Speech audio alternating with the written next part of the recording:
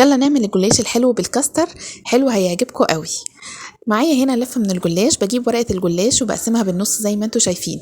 بدهنها كويس جدا بالسمنه، وبعد كده بكون مجهزه الحشوه بتاعتها اللي هي الكاستر. تقدري تجيبيه من اي محل مستلزمات الحلويات او من السوبر ماركت.